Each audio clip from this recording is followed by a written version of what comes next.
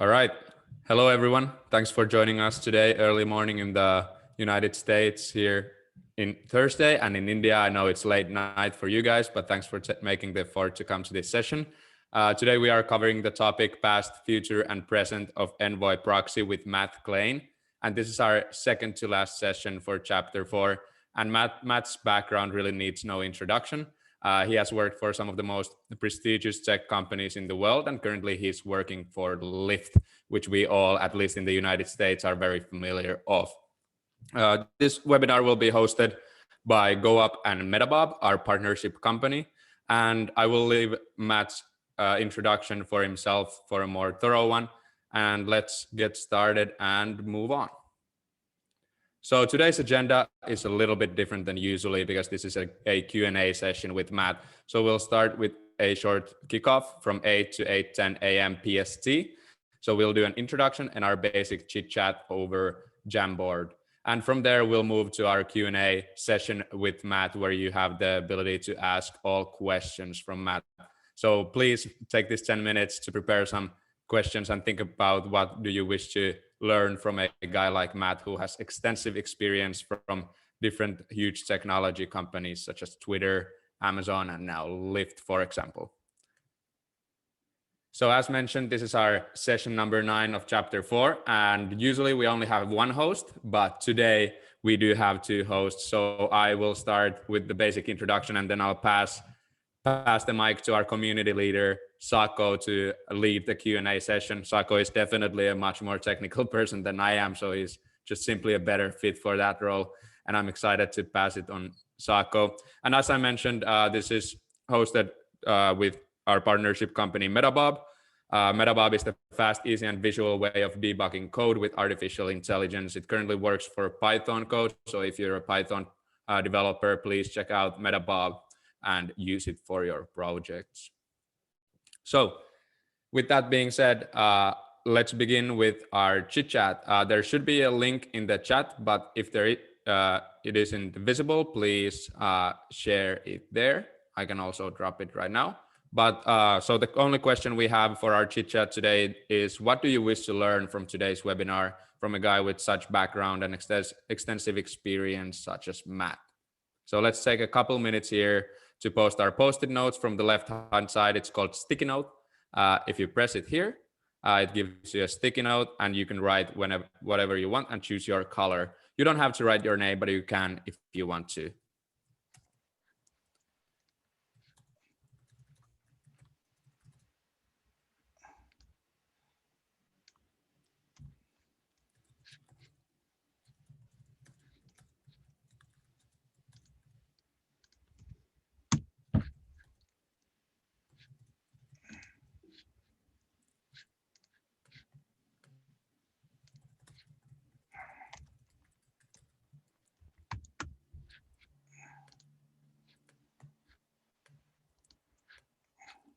Can everyone edit this?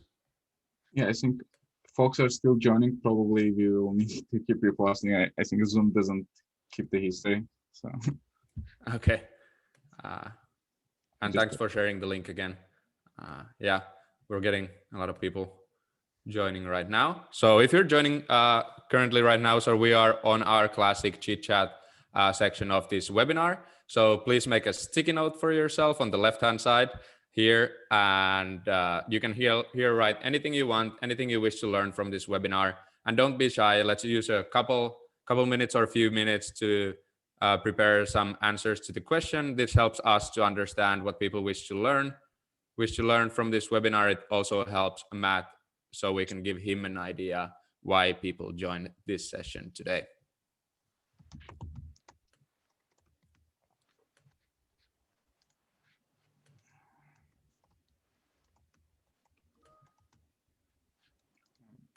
Yeah, I think we're probably gonna still keep posting. Folks, oh my God. Yeah, I think. Yeah, they're joining a little bit late. So I'll try to share the link again. Okay. So one more time, if you're joining late, we are on the chit chat section of our presentation. So we are just getting started. So please open the link to Jamboard, go post a couple of questions or comments that what do you wish to learn from this webinar today with Matt Klein, because this truly is an amazing opportunity to learn. So let's not be shy on this Jamboard. You don't have to put your name if you don't want to. And remember, there are no such things as stupid questions.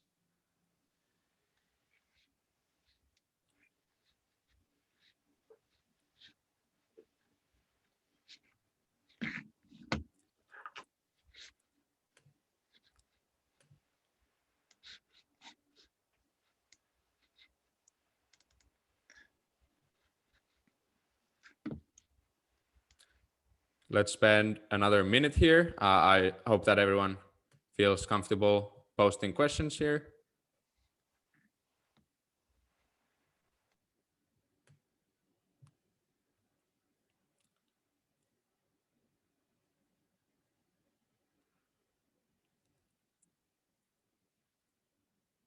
Alrighty, so I'll start reading these. So the first one here is from Sako. So many service meshes launching pros and cons. The green one is how is it to work for 3 large companies at the same time? I think maybe there's a misunderstanding, but I don't think Matt works for 3 large companies at the same time, but I'll let Matt cover that a bit later. Then there is what is Envoy and why Envoy from Akil. I said I wish to learn how Matt has come up with all the different ideas for the patents he holds, because I checked that Matt has a very large amount of patents under his name. Here to know about what Envoy Proxy is, and Stuti wants to know what exactly does Envoy do. Is Envoy Proxy similar to NGINX? So those are some of the questions that were mentioned in the very beginning of the session, and we do have our GitHub issue. Sako, if you can drop the link while I go through the rest of the slides and take the picture to the chat, so people can also start posting their questions to the GitHub issue that we created for this session. I posted it in the very beginning of this session to our Zoom chat. And a quick overview of our audience again, when I get my presentation going, is that normally we get a lot of audience from India and Azerbaijan, and it is still the same. We have a lot of people joining from India and Azerbaijan. We also have Malaysia, well, New Delhi is in India, Pretoria might be as well. And then we have one member joining us from Europe, from Poland. Always nice to have Europeans around. And I'm from Finland, but joining from the West Coast as well in the United States.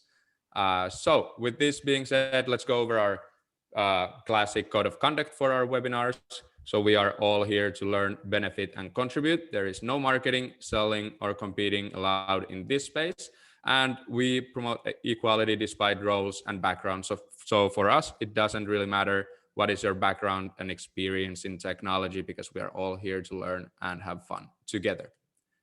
Okay, and with this being said, we are ready to take our photo shoot. So please, everyone, open your cameras and I will quickly snatch a photo in a second. Anyone has any kind of sign that we would really like to promote today? Maybe the peace sign is pretty cool. And after this photo shoot, I'm happy to pass the mic to Sako and Matt to get started with the Q&A session. So, all right, everyone ready? 3, 2, 1, go. Perfect. All right, Sako, I guess photo is taken and I'm happy and ready to pass you the mic and get started with the Q&A with Matt. Yeah, thanks so much, Axel. And folks, I think I deposited for the GitHub questions, the issue, and same time, Axel will help me in the chat, and feel free, we will also take the live questions. When you have, just raise your hand. Thanks so much, Matt, for joining. And let's get it started with a bit more introduction, if you'd like, about yourself and Envoy, and we just take it from there. Sure. Thank you so much for having me. Yeah, so I guess a brief introduction about myself. I've been a software engineer for over 20 years at this point. My experience is mostly in low-level systems, so operating systems, virtualization, distributed systems, those types of things. for the last 10 plus years, I have worked mostly in distributed system networking. So I work within Amazon on EC2 networking in the 2010 timeframe. So that was obviously very exciting. EC2 was relatively new back then. So lots of exciting times. And then after I worked in AWS, I moved over to working at Twitter, where I built Twitter's, I built the Edge proxy at Twitter. So that's where I moved a lot more into application networking. And obviously I observed a lot how Twitter built its systems in terms of service-to-service communication and all of those types of things.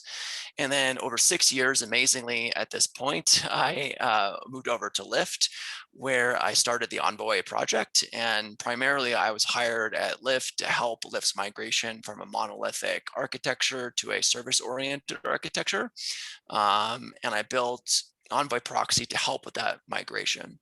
And obviously it's been quite the journey, both at Lyft, but working on Envoy has been the opportunity of a lifetime.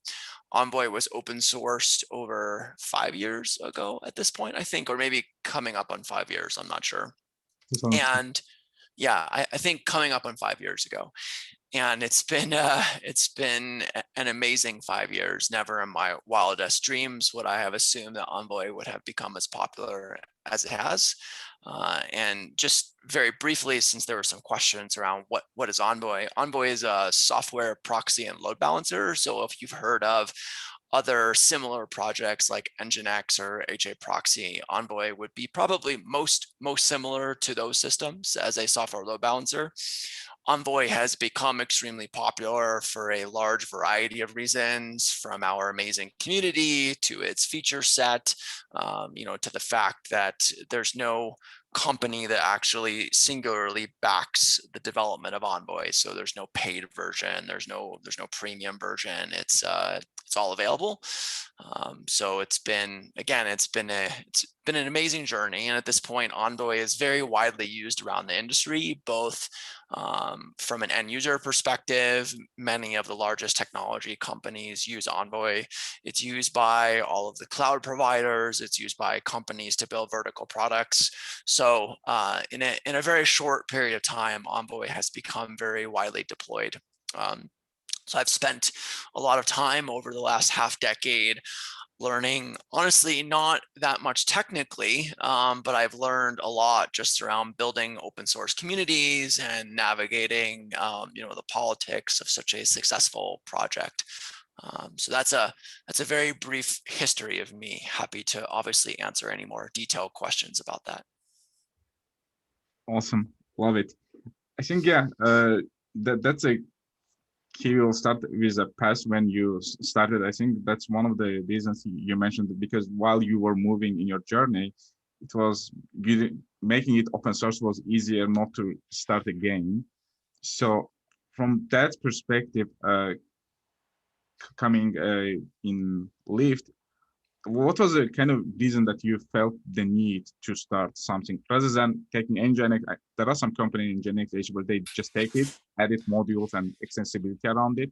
Sure. Maybe you can mention a couple main reasons that end up using start from scratch. I think in hindsight, if you look at it, it's a relatively crazy decision to go and make something new when there's, existing projects as established as something like Nginx or HA Proxy.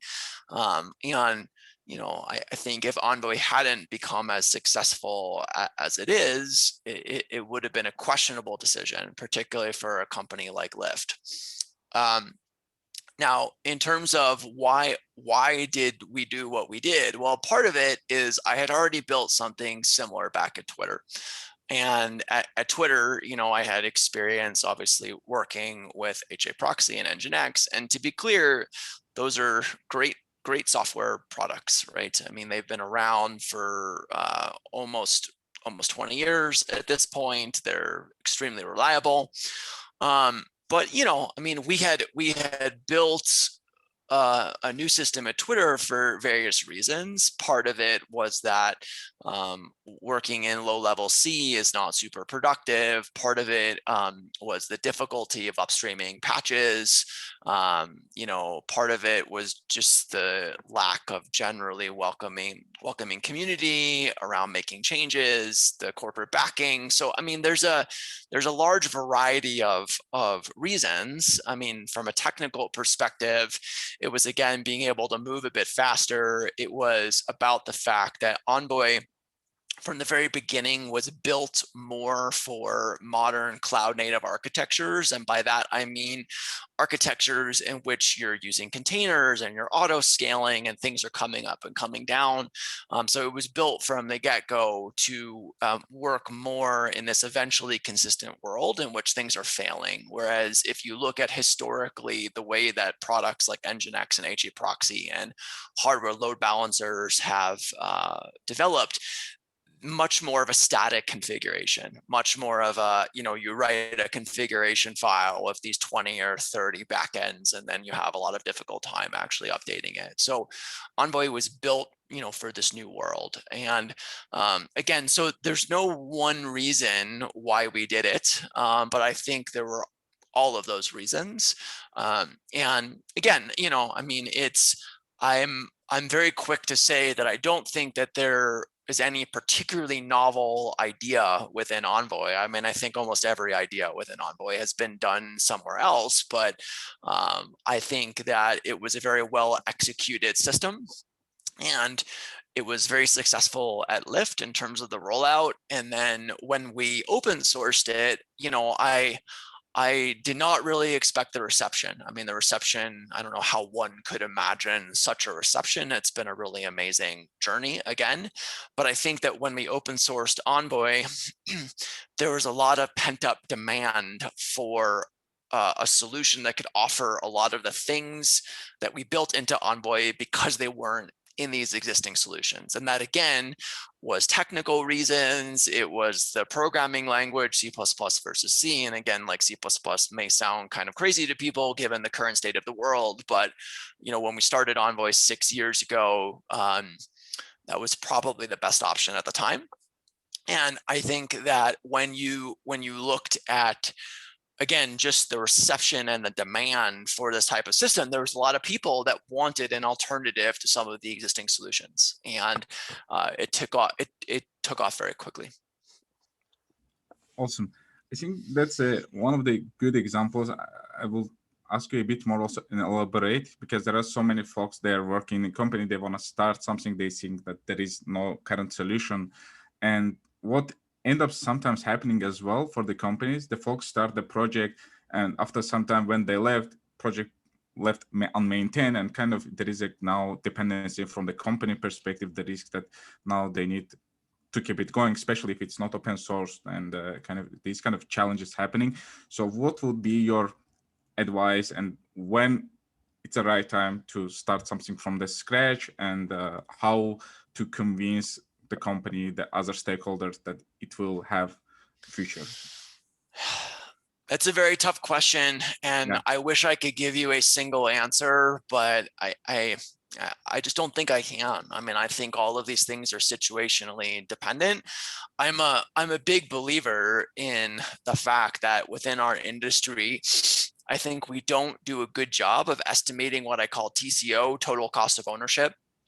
It's obviously very easy to estimate, you're using X servers, whether they be real servers or virtual servers, and that costs X dollars per month. We're very good at understanding those types of costs.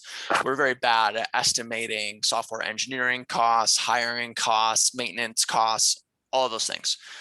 It's something that's just terribly done across the entire industry.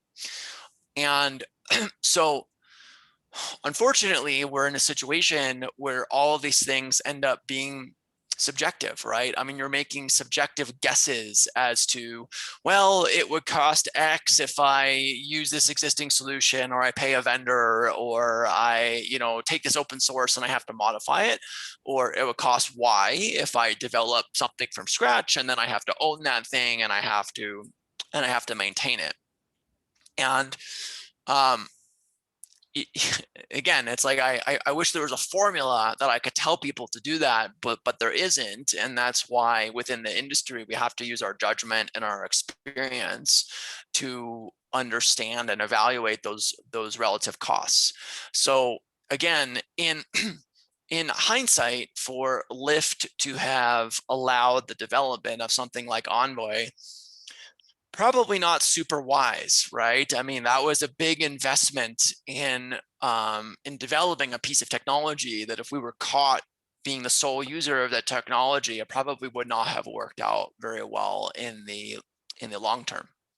And you know, why did Lyft allow me to do that? Well, I mean, to be honest, there was some history there. I knew a bunch of people from back at Twitter. You know, they knew of me. It's not like it happened in a vacuum.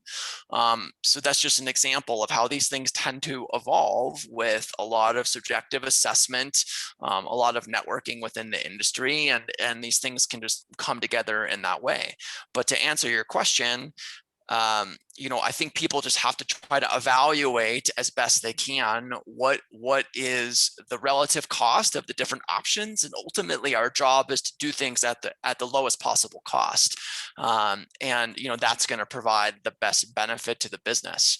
So I think, again, our evaluation at the time was that it was worth it to invest in this based on previous experience, and what happens at that point is very much dependent on how well executed the project is, who is there to work on it, whether you end up doing open source and getting community support for it. So again, I wish there was one formula, but unfortunately there's not.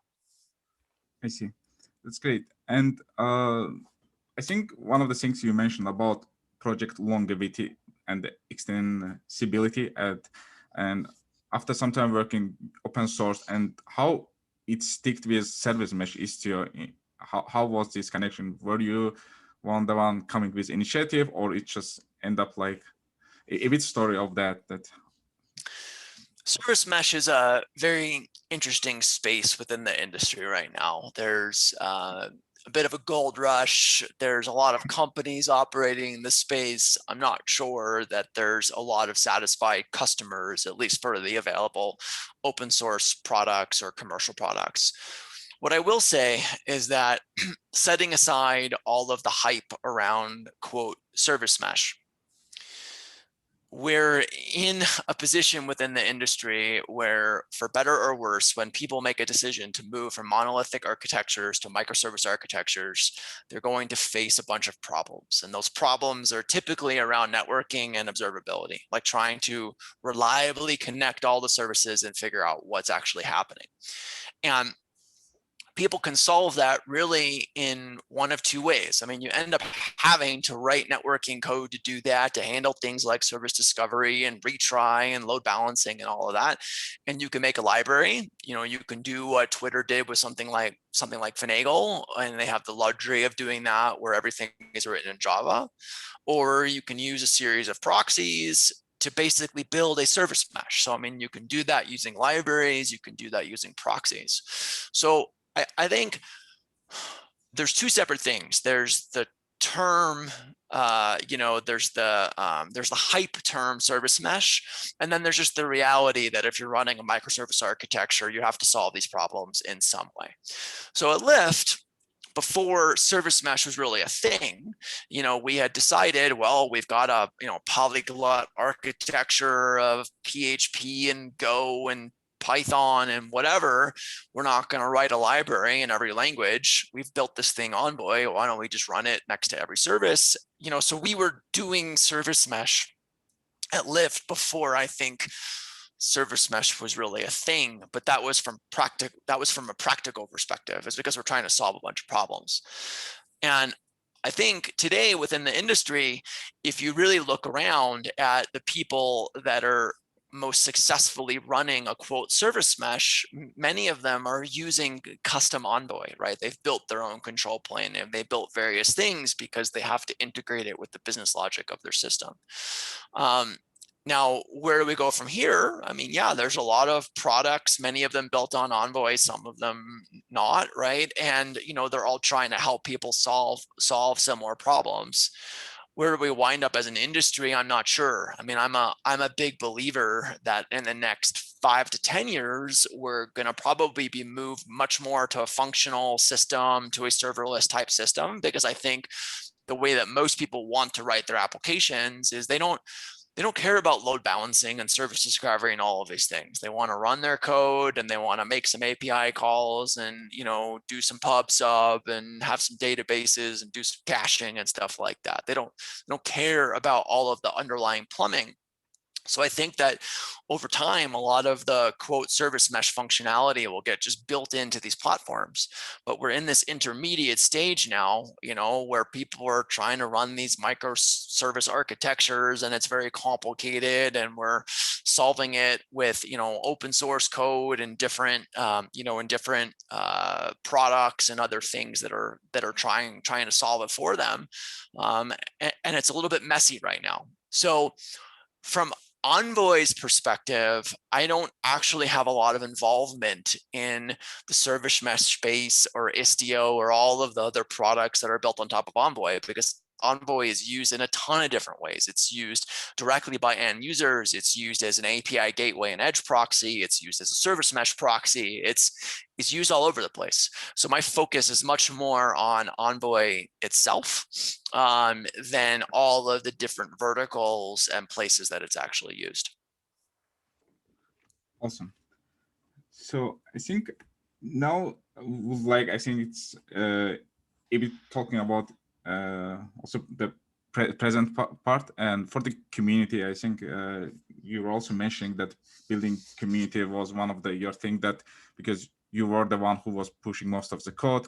Just a bit about that experiences, how you end up building community and hiring, because it's kind of also hiring that when you were hiring the building community, the core people who are going to contribute.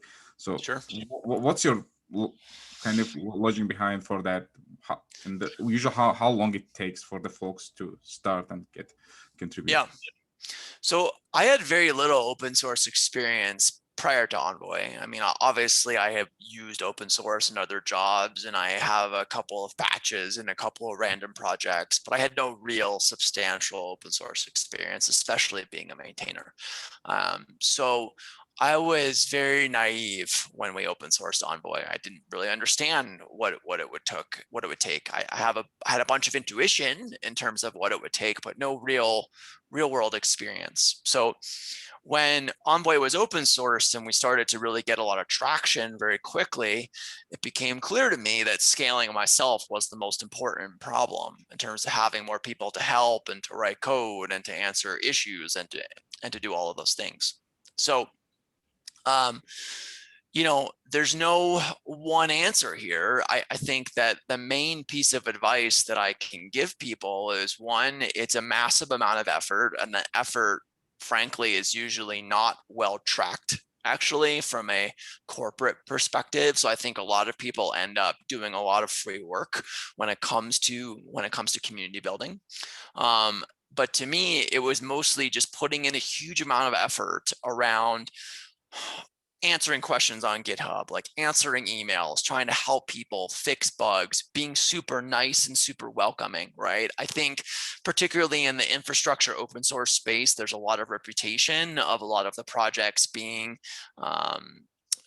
just really nasty from a communication perspective and a community building perspective. And it was really important to me that we set the tone to have a very welcoming community and a very friendly community, because again, and without explicitly pointing out other projects, it's actually very clear to me that the tone of the project is set from the beginning, right? It's like the humans tend to have a herd mentality, meaning it's much easier to follow the norm than to buck the norm.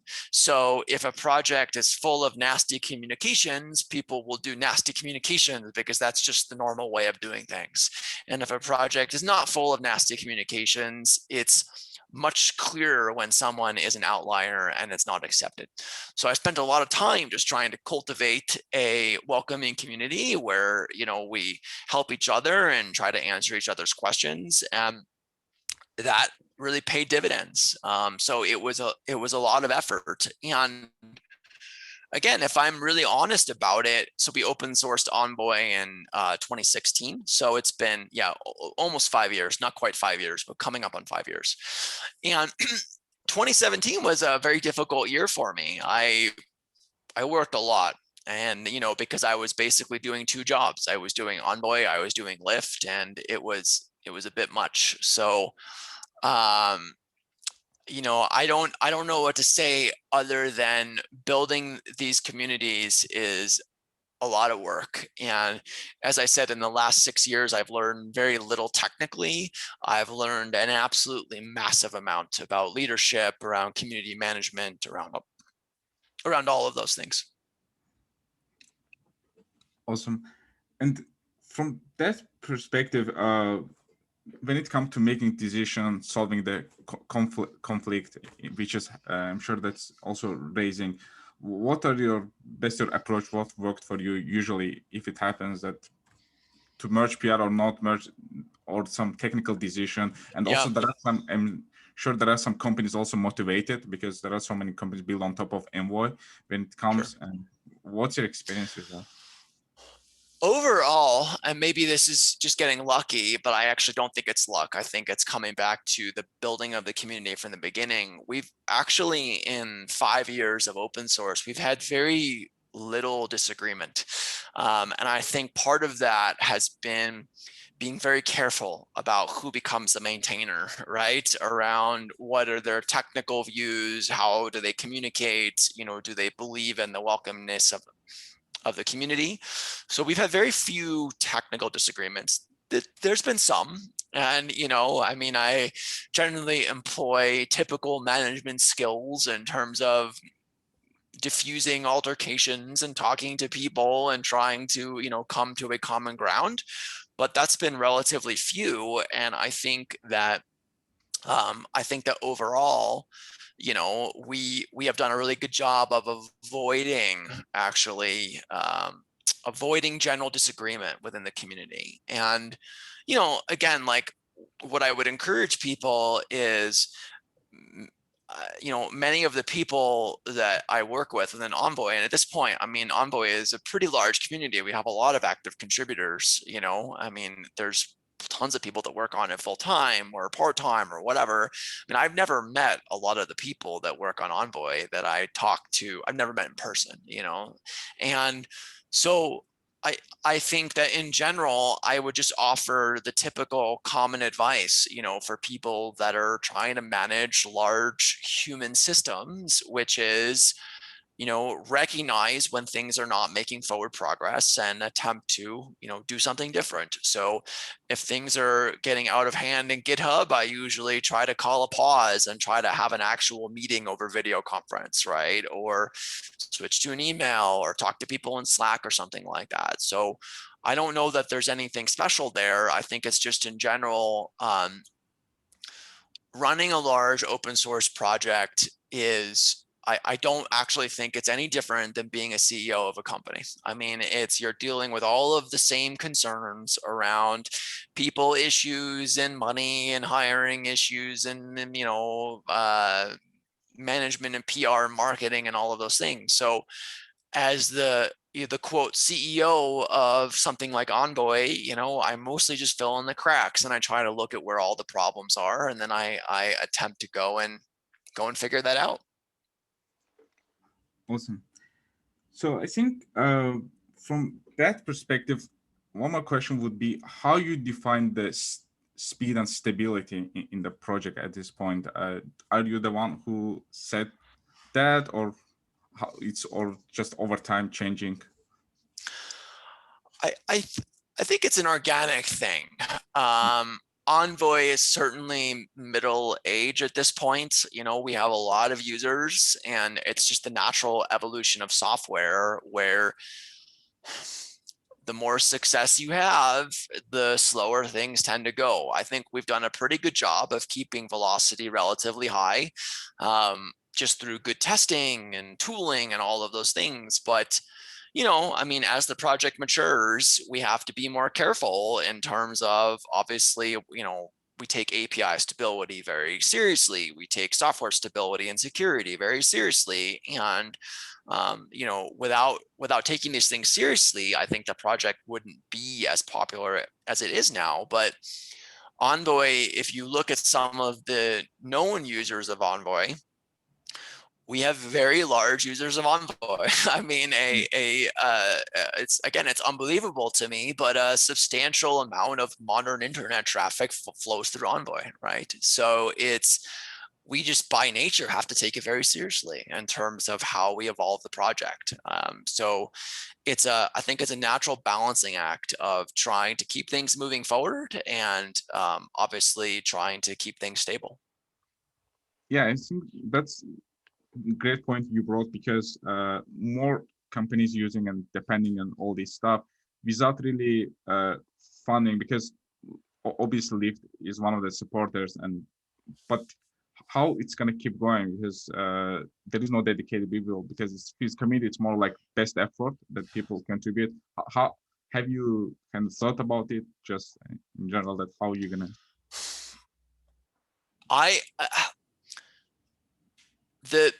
the problem with open source is that there's no answer to this, right? I mean, it's if you look at the number of people that are working on Envoy full-time, part-time, you know, I would estimate that in salary alone, especially at the, you know, inflated US tech salaries, there's probably 20 or 30, 40 million in US dollar salary being applied to work on Envoy across the industry per year at a variety of different companies, right? And they're doing that for a reason. I mean, they're doing that because they find value with their business. So, and you see the same thing with other large projects like Linux and Kubernetes and et cetera, right? So I think these things tend to be organic, right? Is that if you have something that provides value, people are going to pay people to work on it. And we see that across Google and Microsoft and Amazon and I mean, tons of other companies, right? So there just isn't an answer here. I mean, when you're dealing with you know, free software, you're ultimately going to be at the whim of people being paid to work on it. Because again, I mean, I'm actually I come at open source from a very pragmatic perspective. I'm not a free software fanatic. I actually don't care whether software is free or proprietary. I think there's cases for both.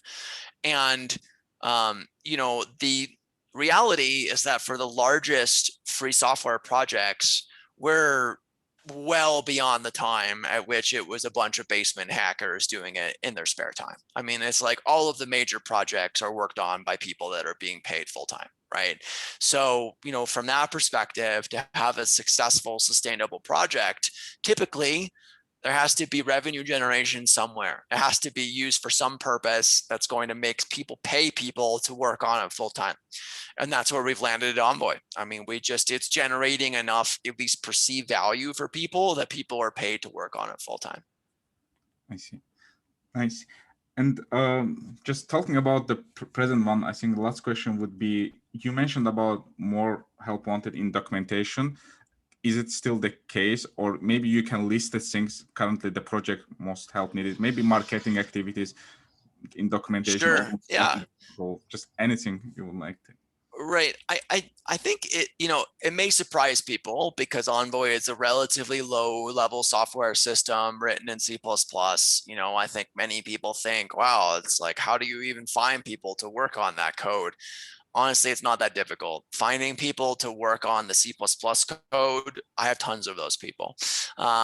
It's where the project tends to run into problems is around the non-C++ code, right? It's the documentation. It's all of the, we have tons of Python tooling to do all kinds of things to make the project run better. It's our CI infrastructure, which for such a large project with lots of changes is very complicated. And we tend to need people to help with those kinds of things. So, you know, all of our tooling and documentation and our CI and our container infrastructure Docker and like, how do we host Docker images and do builds and blah. So, you know, I mean, if people want to come in and work on networking code, there's lots of places to contribute, but you know, if you're not a networking person or you don't want to work on C++ and you want to help the project and work on documentation, or, you know, you want to help with some Python or whatever, we have plenty of opportunities there. Okay, and you mentioned about also that just being open source running, being just open. So like as everything is pretty much is a roadmap and still everything tracked in issues and technical documentation. And so just pointing out that where they need to mainly go look for information, like yeah, again, I wish this was better, but I mean, right now we effectively have GitHub Issues, which we try to keep in order. And, you know, we have Slack and people can always talk to me directly. I always help people route to where they might be able to do work. But, you know, as I think you and I talked about at one point, I think within the open source space, there actually is a general lacking of something like a job board, you know, where I can post high level tasks. Because when someone comes to the repository and there's 1,000+ issues, I mean, yes, we have labels and you can search and whatever, but it's not as welcoming as if I had a job board, you know, that says I need a Python programmer to do X. So I think right now the best case is GitHub Issues, and you know, I'm always willing to talk to people who are interested in doing work. Awesome. So just for the folks, just check out all the GitHub issues and for the roadmap and Slack. And if you still have questions, feel free to reach over to Matt, and I'm sure that he will be happy to guide you. And cool. And how we are doing this time, I think let's talk a bit about the security part, Matt. I think it's really one of the things companies also more kind of care when it comes to open source, and it's really because the code is open source, and it means it's kind of more kind of people that can abuse in a way the code. How are you handling, and what are the things worked for you think that from process perspective, from code perspective? Yeah, I think, you know, you can argue it both ways. I'm of the opinion that open source code is going to be more secure, just because I think there's more eyes on it and it's more likely that people are going to find bugs. I think you can argue it both ways, right? I mean, there's security through obscurity, code that is private, you know, there may be latent bugs that people can't look at, right? So it's like, I don't know that you're ever going to prove one way or the other what the situation is.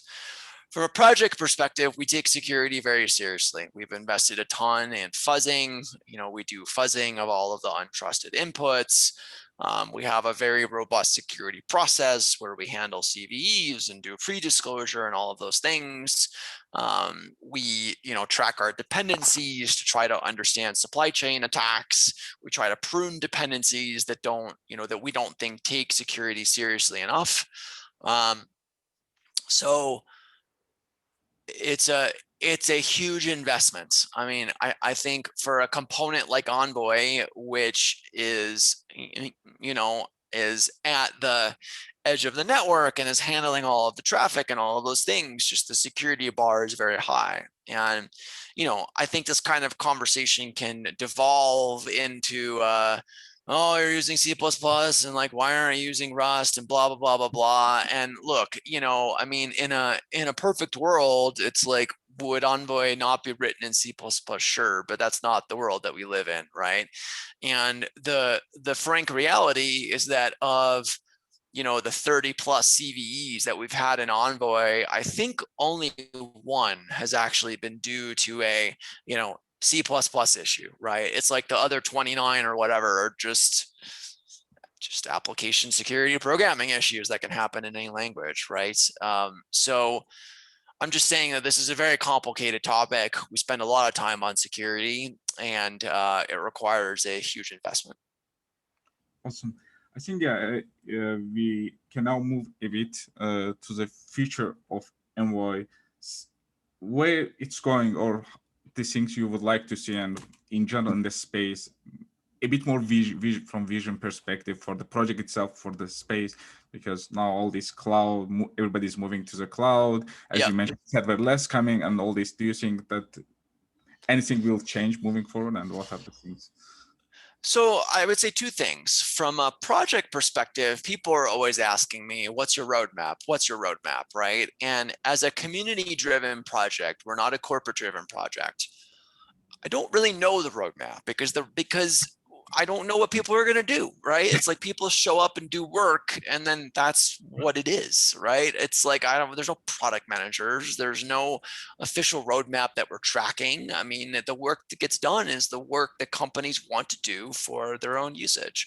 So, of course, I know some of the high level things that are being worked on, like WebAssembly and security and Quick and HTTP3 and all of those kinds of things.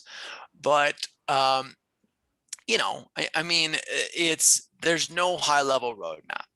In terms of the future, my take on a component like Envoy is that, we're well on our way to Envoy becoming pervasive within the industry. I would say it probably already is, at least with larger companies, but it continues to take on more growth.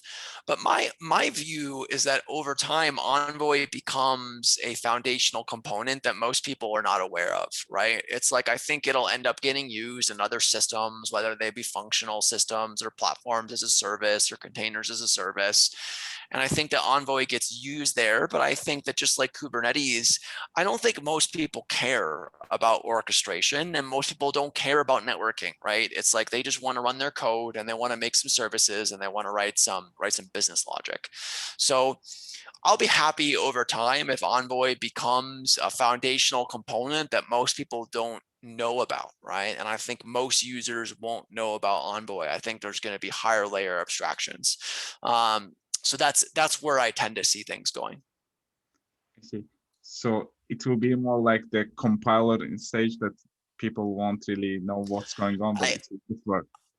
I think it becomes a component like Kubernetes and Linux and other things that is just there, but people don't generally, like most people who are building modern systems don't care. They don't care. Awesome. And I think in general, I think we should be that. Anything you would like more in general, because I think in the roadmap you mentioned how you do like prioritization, like which one works first. Is there any particular preference you do, or based on the how you evaluate if that's a use case more needed in industry? As you said, there is no really product manager in that sense. It's from an Envoy perspective, as a foundational component, we generally try to evaluate features based on whether they're generally useful, right? So we tend to push back on features that seem specific to one single use case. And for those, we tend to offer extension points that allow people to extend Envoy privately to do what they need. From core features, we try to use the lens of, is this generally useful to more than one entity? And at that point, there's a constant struggle within our industry of, where do you draw the line? How much functionality is too much functionality, right? And there are many people out there that will say, well, Envoy has so much configuration, it does too many things, I don't understand it. Well, look, I mean, the functionality that exists in Envoy was added for a reason, because someone or more than one person wants to use it somewhere. So, that's the lens that we take. There's no perfect solution here. Our goal as a project for Envoy is not to make it the easiest thing to use in the world. It's to make it a foundational component that can be used to build other systems. So, and that's why I think over time, Envoy becomes subsumed by other higher layer systems that do more specific and targeted tasks. So from a project perspective, we generally just use that lens of, how do we attempt to keep the configuration somewhat readable and understandable? How do we value documentation to make sure that people who are knowledgeable about the space can understand the feature set? And then beyond that, we don't attempt to say, well, is this too confusing for a novice user or someone not very familiar with networking? Because that's really not what Envoy is about. I see. And also there was running Envoy conferences, and do you use also this as opportunity also for the folks using it more like community voting or surveying? Is there this kind of thing that usually input get and then? Not really.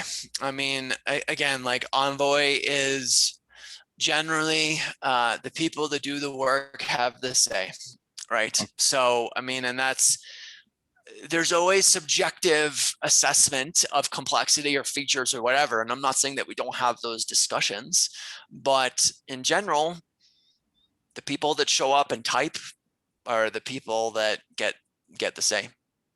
Yeah, so it's more like as much make it more extensible that in a way that people can use for their use case, add module. That's so my general philosophy is I try to never say no. I might say yes, but, right? And the but is, well, we'll need to add an extension point so that you can do what you want to do outside of the core code, but we try to never say no. Yeah, that's great. Cool. I think we pretty much a bit talked, folks, about past, present, future, and now we can get some also the questions you have, and we can take the live question if you would like to raise your hand. Don't be shy. That's a really great opportunity. And let's see if otherwise we can go also GitHub issues. And I can ask one question here while you open the issues. I also posted it on the GitHub issues, and I mentioned this to you, Sako, before we started. But I was just curious because, as we all know, within like the last week, Microsoft launched the Copilot for GitHub Copilot. So I was just curious, how do you feel about products like that? And are you like, meaning that, how do you think it shapes the industry? Are you excited because it might give you more time to focus on the architecture and kind of like take some manual work off your hands? Or are you not threatened, but are you concerned of what it does for the industry? I don't know a huge amount about Copilot. I've seen people talking about it on Twitter, but I like, in general, I don't have very strong opinions. I'm definitely not threatened in the sense that I think software engineering is hard enough as it is. So if there's any tooling that can help make it easier for people, I'm all for it.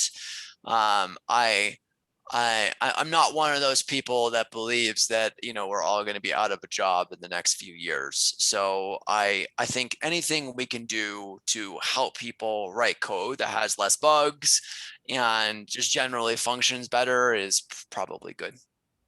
All right, that's cool. Yeah, I will pick the question that kind of not covered. I think, Matt, folks are asking, is there any prerequisite to get started with Envoy? Anything you expect? I guess more also for junior people. I mean, not really. I think, you know, we've had plenty of cases of people just jumping into the repo and, you know, jumping on issues and asking for help and going and doing things. You know, if I'm being honest, like, I don't think you're going to find people that are going to help you learn C++, right? I mean, it's like, so if you want to work on the networking code, you're probably going to have to figure that out on your own. Generally, for better or worse, we expect high quality language skills. So just in terms of communicating in issues and code comments and all of those things. So for, you know, non-expert English speakers, I fully understand that that is a difficult bar, but unfortunately, that's just the way that it is. So, you know, I would keep that in mind. And other than that, no. And as I said before, we have a huge range of opportunities that run from more DevOps style stuff and CI to copious amounts of Python tooling to, you know, C++ networking code and things like that. So I think that we have opportunities for almost everyone. I think one of this, I think more similar, more than Envoy, I think for the beginner, for software engineers, probably in your career early, what would be your advices? That because there are so many technology coming, there are so many open source projects, and just picking up the skills and learning, or so anything you would wish to know that earlier in your career or at this point? Yeah, that's probably the subject of a whole other podcast or webinar, but in a short soundbite, I think the advice that I would always give people, especially early in their career, is keep learning. And I think that earlier in your career, you generally have the opportunity to try out different things. You can learn different languages or work on front end and back end or get exposure to different types of systems. And I think that it's a lot easier to do that earlier in your career than later, in which you tend to get pigeonholed into a particular type of technology.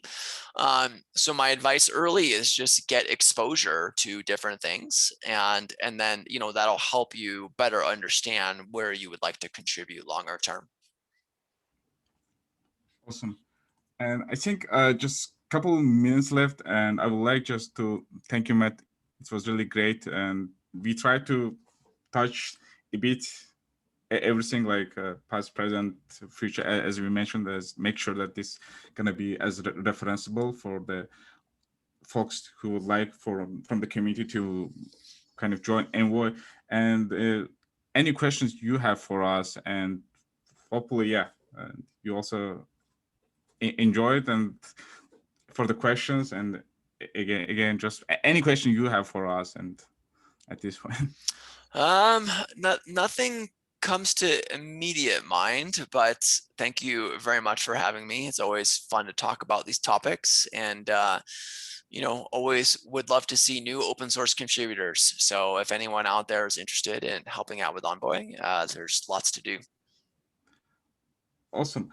And so, yeah, again, thanks so much, Matt. I think, that's the really industry expert like you to bring and spend hour with us. It's really proud for us. And I think we also try as much to enable more open source, because in a way we see open source gonna get more picked up, and for the folks just learning, it's the best way of learning and doing stuff. And I think one of the things Matt mentioned, I think just be nice, and that's one key.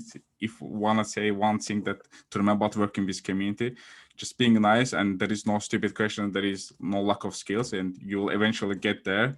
So highly engaged just to get started with the Envoy, and you can reach Matt directly, ask any questions you have, and you can just start simple. As mentioned, that no need to start from the code, just start with the documentation and write a blog and write more use cases and try to stick things together.